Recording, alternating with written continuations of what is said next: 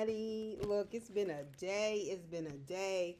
But I'm here for another review of The Real Housewives of Potomac, Season 9, Episode 3, Mama Knows Best. If you're watching this, please be sure to like the video, subscribe to the channel. I would really appreciate it. I hope y'all's Monday is like my Monday, almost over, okay? It has been quite the day. It's just been a day, but y'all didn't come in for that. So anyway, so we get back to with Giselle with her tacky ass, ghetto hood rat ass. I don't give a fuck what her pedigree is and where she comes from. Miss me, okay? So Ashley goes back on her word. She's yelling at them, kicking these women out after they came to support her because they really didn't spend much time at Karen's.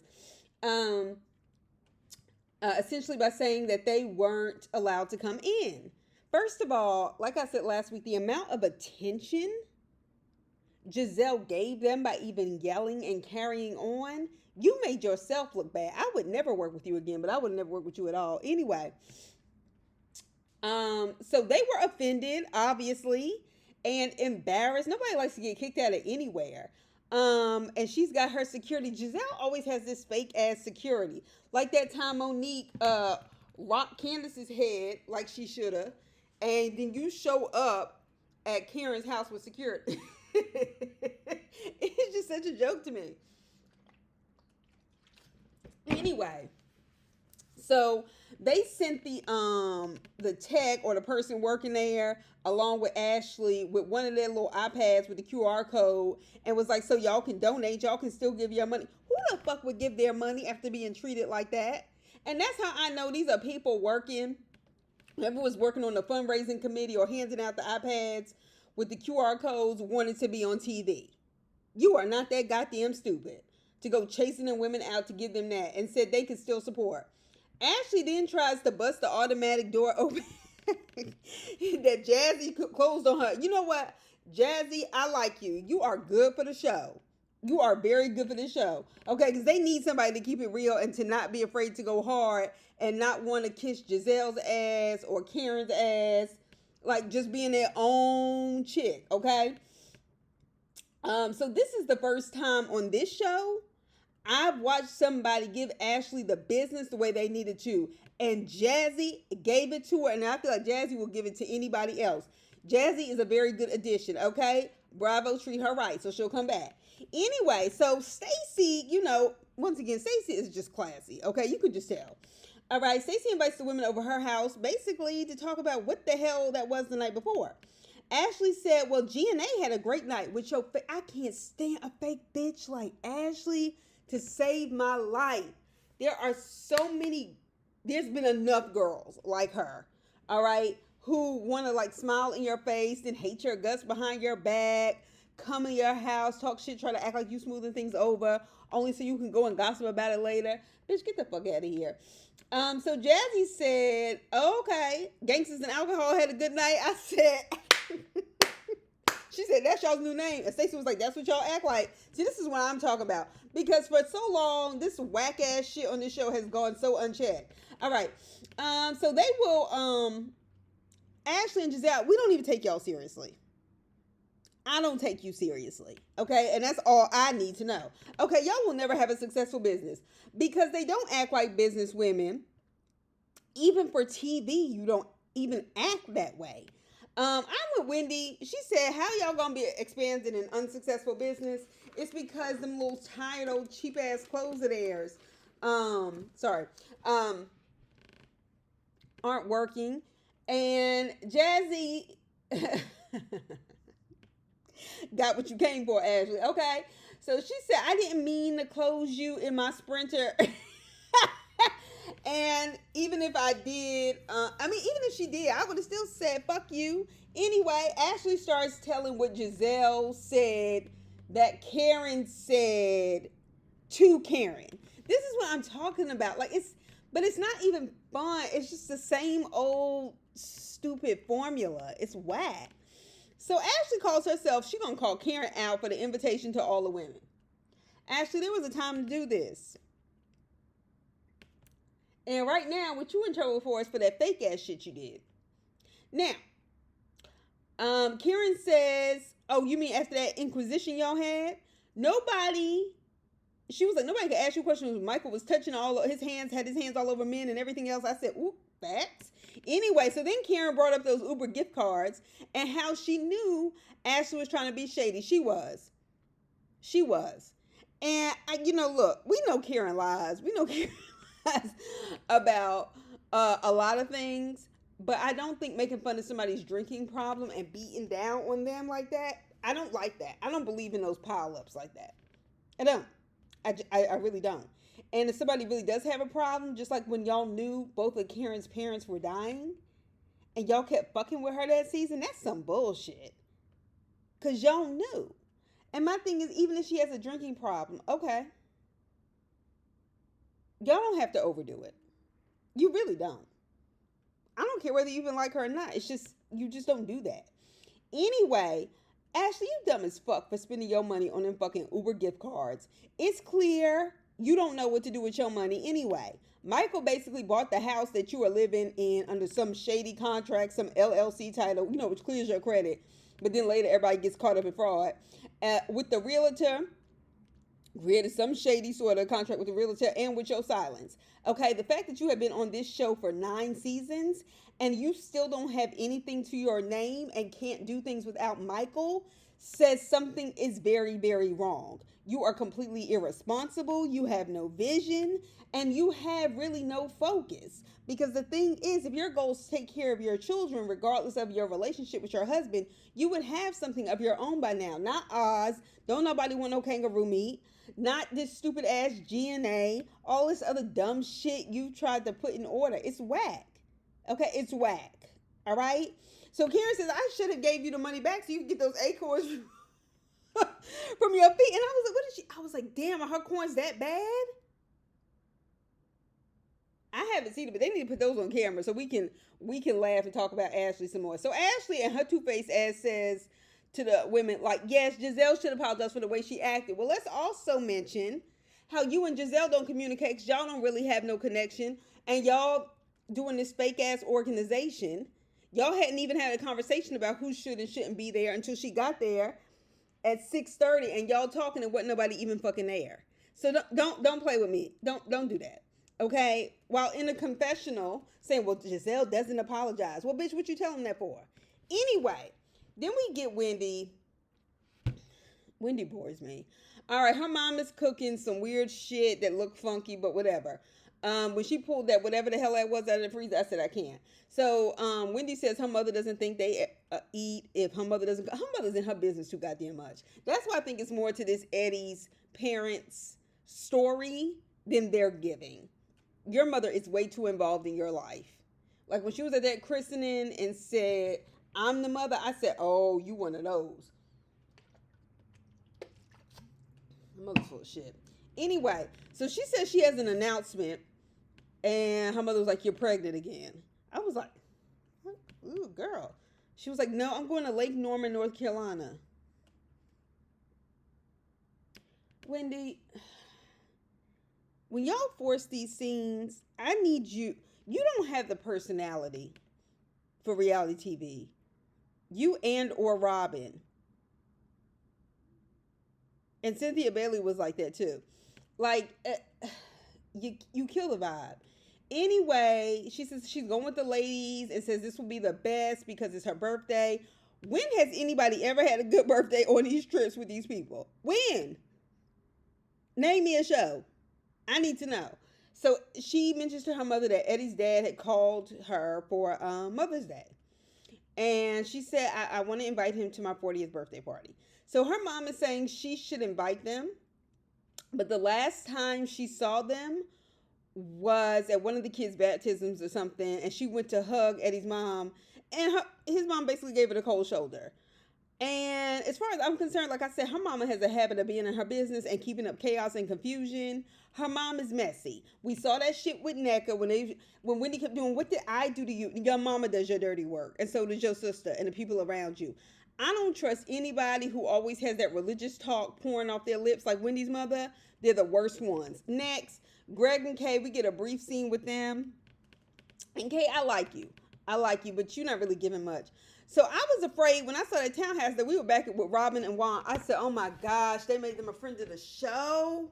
I don't feel like this. I really don't feel like it. But anyway, it was their, it's their little holding place where they get a house built. Please, somebody explain to me why you would get a house built with a man you are not married to. Like, how is that breakup gonna go? Like, when you're married, there's stuff legally, and I just don't get that shit. I just don't. Why don't you just start building houses with your best friend? Like, what the fuck? Like, you wouldn't do that. That's stupid. Anyway, so she's cooking for Greg after a root canal. Her mom is coming over asking her about the ring and all that stuff. Her mom looks like she could be her barely older sister. Like, for real, for real. All right, so Greg is divorced. We find out he has 3 daughters. She is apparently the first woman his kids have met, or at least that's what he told you. Anyway, so then we get Giselle's twins going to the prom. We know, I think those kids are off to college now. All right, so Giselle said, look, I'm kind of sad because my dad would come up when the girls had these events, and he's passed.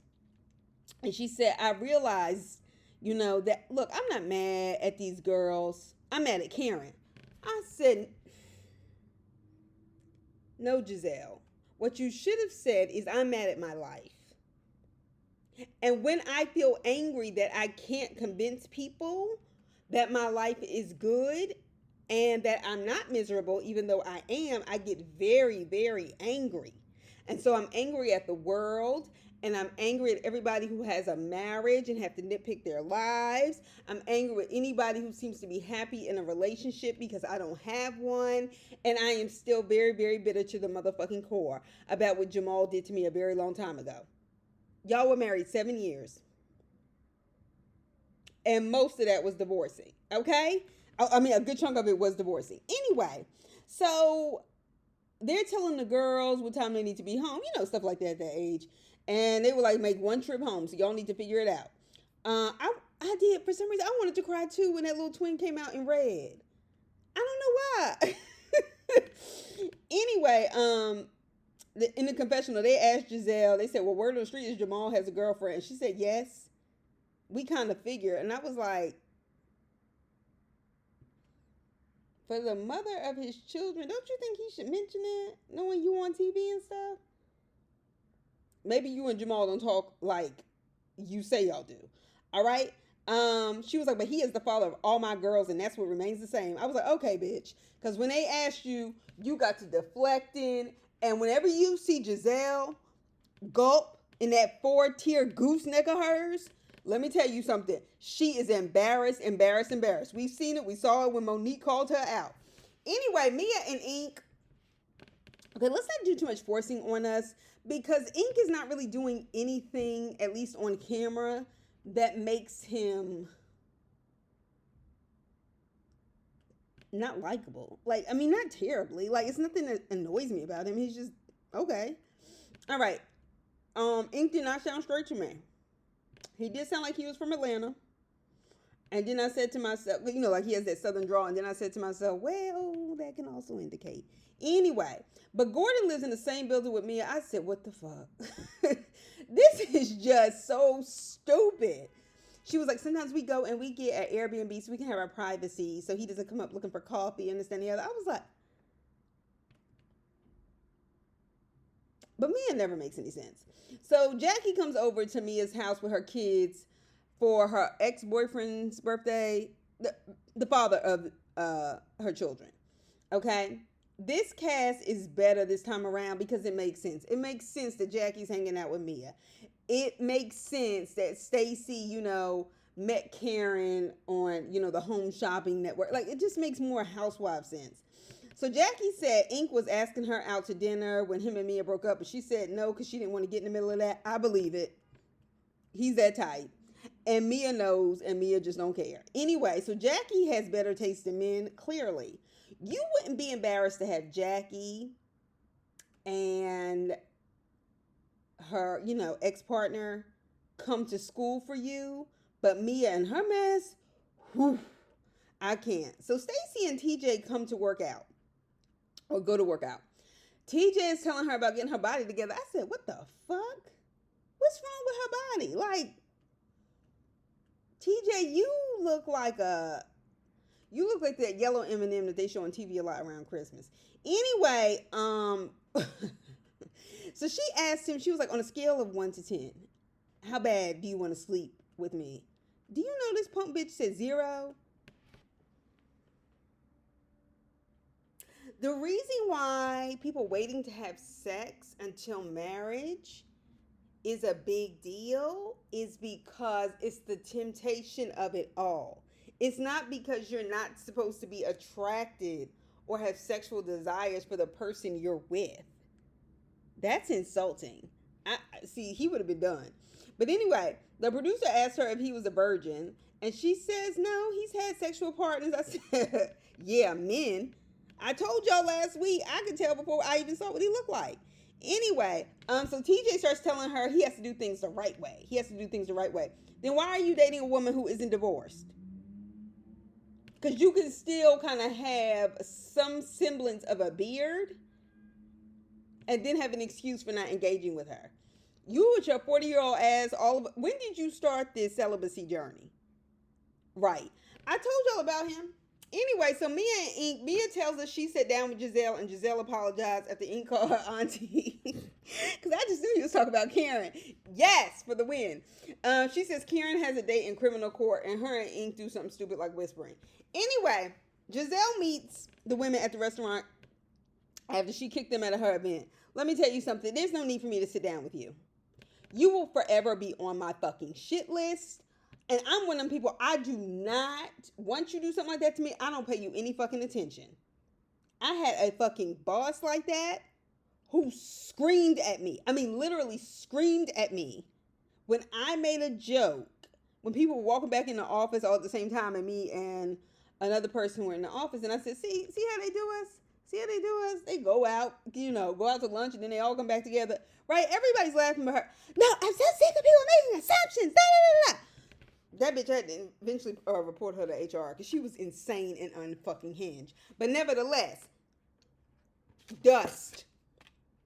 Like, you only get emails. And I laid her ass out via email. And then because she went screaming out the room. I couldn't have said anything anyway. Although people came to check on me and had offered to go to HR then. But anyway, I say that to say, once you treat me like that, you don't get 2 and 3 chances. That's not how that works. They don't know you, Giselle. They don't owe you that. Can we please get Giselle an outfit that works for her body? Because it looked like her breasts were not fitting in those cups. And that was really not, I'm not the kind of person that typically notices that stuff. But I was just like, I just don't like her. Anyway, instead of that teal jumper onesie you have on. So Jazzy is the breakout star, I think, so far. I like her. I like her because she be going hard with these chicks. Can I just say, let me tell you what I hate about happy hours. Don't invite me someplace and then like order charcuterie boards. And that's like the kind of place it is. No, order some fries, some onion rings, some quesadillas, something that can absorb that. That's not fun to me. Don't give me a bunch of crackers and salami. I don't like that. Anyway, so Giselle gave a half-ass apology for throwing them out. She says, my apologies for throwing you all out. Okay. Anyway, Wendy said Giselle actually apologized because she came in like right after that. Giselle is fake and she's running out of people to film with. It's clear. Because that bitch has not changed at all. Giselle is sitting down with people and she starts talking to Stacey and she says, and she begins the conversation by, I know you have 2 kids. First of all, she should say, hey, I know we're getting to know each other. Can you tell me a little bit about yourself? How long have you lived around the area? Whatever. And you was dead ass wrong. She was like, I don't have 2 kids. She was like, I've been married for 16 years and I have 1 daughter. Did y'all see Giselle's goose neck having ass when she said she had been married? She put that stank face on just like that. She can't stand to hear about somebody being married. She can't stand it. But she loves to hear about divorces and breakups. All right, so her and Jamal were married for like I said, for like 7 years. And included in that was the process of divorce. So that's why, like, when Karen and Ray were going through their stuff, or she was trying to tell, what's going on? Trying to tell Robin about what to do with Juan and all this other stuff. Ashley what to do about Michael when she was asking even tired ass Charisse about her husband. That's why I couldn't take her seriously. I was like, bitch, you don't know anything about marriage. Not enough to be giving them kind of people advice. All right, so anyway, she explains that she's going through a divorce, okay? So Giselle says, well, did you want a divorce? Because you sound sad about it. Even if she sounds sad, the appropriate course of action would be like, oh, I'm sorry to hear that. Yeah, I know that can be rough. She can't do that. She does not like to see people happy. And what's worse is she likes to add insult to injury. She likes to keep going and digging at people. I can't stand people like that. I don't fuck with people like that, except for, I guess, when I'm watching the show. Anyway, so she said, well, when I was at the end of my divorce, I was happy. I said, bitch, no, you weren't. You still bitter about it. You still get to gulping in that fucking gooseneck whenever somebody brings up Jamal being in a relationship with somebody. Because the gag is you still can get or keep a man. And you the kind that wanted to be with somebody, get married to somebody before Jamal did. Again. Okay? Both of you. Never mind. I ain't gonna start. Both of y'all full of shit, though. All right. Ashley brings up that she has a friend. Okay? Friend. You know, whatever. To be messy. Granted, we could read this as Ashley not wanting to linger on a divorce and saying, well, no, she has a friend. But we know how Ashley is. Ashley never meant for that to be that kind of thing. And says she has a new friend. And Stacey is like, Ashley, why would you bring that up? She was like, I'm really cautious because she's concerned about her daughter's mental health. I completely understand that. Ashley comparing TJ to Vivian as Stacey's friend was the dumbest shit that could have come out of her mouth this season, because we know she says dumb shit. And I'm just kind of like, why? Why even do that? That was so unnecessary. You wanted to bring up how they're not having sex like it's any of your business when you still chasing behind Michael and shit. So you got your fucking, that's what I'm saying. This cast is so delusional. Like, they are the most hypocritical people I have seen. But I was also thinking, she was like, Stacey was like, I just really can't believe this. I was like, Stacey, did you watch the show at all before? Ashley is a low down dirty bitch. They need to get rid of Giselle and Ashley because they just keep pulling this same old trash stuff. At least give us somebody to guess. No, I don't miss Candace. I did not like Candace. I don't like her. I don't like hearing her cry about the same things. She got that Candy thing going on where you go off on everybody else around you, but you can't deal with your mama. Like, I can't. Anyway, so they go on a trip to Charlotte. Was I the only one perplexed as to why they acted like they were headed to Montego Bay? You can get from New York City to Atlanta in an hour and a half.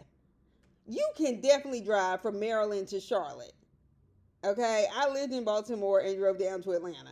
So, I mean, like, and we're talking about Charlotte. Charlotte's, you know, before you even get to the border of South Carolina. What the fuck? Anyway, Jazzy and her man, they're talking. She was like, they've been together for 2 years. Her man has never been in a serious relationship. He's never been married. And so Kay goes, does he have kids? And she was like, yeah. He's never been in a serious relationship. Okay, see, that's when I knew you was kind of crazy. Because you one of those, Dr. Heavenly, it don't count if it wasn't me. Okay, girl. But he has kids, plural. Anyway, so Kay has been with her man for 2 years. But he's been married. We find out, you know, once again. All right, so people are still talking in the cars. It ends with Mia checking on Karen about her case. And Mia said the number one step... And Karen's like, I just can't talk about it. I just can't talk about it. And Mia was like, it's on the internet, Karen. And Mia said, number one step is first admitting that you did it. I was like, see, Mia, this is why we can never rock with you for long because you stupid. No, that's the first step in recovery. Okay? You don't admit anything like that out loud, not before a court case, dumbass. With a jury, you idiot. Mia, we know you've been to court. You know, you should know enough. Okay? Anyway, that's all I got for this. I'll talk to y'all soon. We're waiting for Love and Marriage Huntsville to come out. All that foolery. We done seen the side chick out with Martell, which we know is only for Martell to try to get back at Melody, who ain't even looking at him. Okay, girl. Okay. Anyway, I'll talk to y'all soon.